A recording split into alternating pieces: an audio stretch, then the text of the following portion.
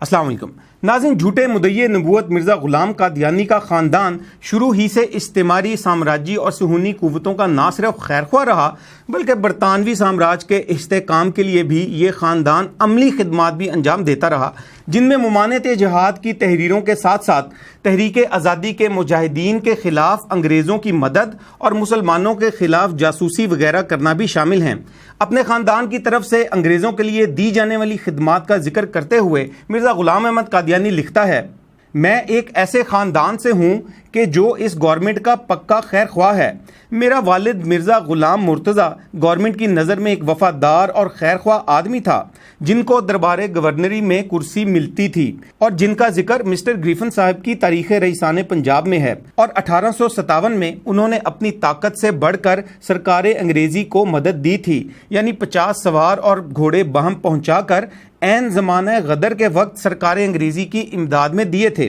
ان خدمات کی وجہ سے جو چٹھیات خوشنودی حکام ان کو ملی تھیں، مجھے افسوس ہے کہ بہت سی ان میں سے گم ہو گئیں، مگر 3 چٹھیات جو مدت سے چھپ چکی ہیں ان کی نقلیں حاشیہ میں درج کی گئی ہیں۔ پھر میرے والد صاحب کی وفات کے بعد میرا بڑا بھائی مرزا غلام قادر خدمات سرکاری میں مصروف رہا، اور جب تمو کے غدر پر مفسدوں کا سرکار انگریزی کی فوج سے مقابلہ ہوا تو سرکار انگریزی کی طرف سے لڑائی میں شریک تھا۔ حوالہ روحانی خزائن جلد 13 صفحہ 4 تا 6۔ تحفظ ختم نبوت، ناموس رسالت، رد قادیانیت، حالات حاضرہ اور دیگر اہم ملکی و بین الاقوامی موضوعات پر مبنی مستند اور معلوماتی پروگرامز دیکھنے کے لیے KTV آفیشیل کے YouTube چینل کو سبسکرائب کیجیے۔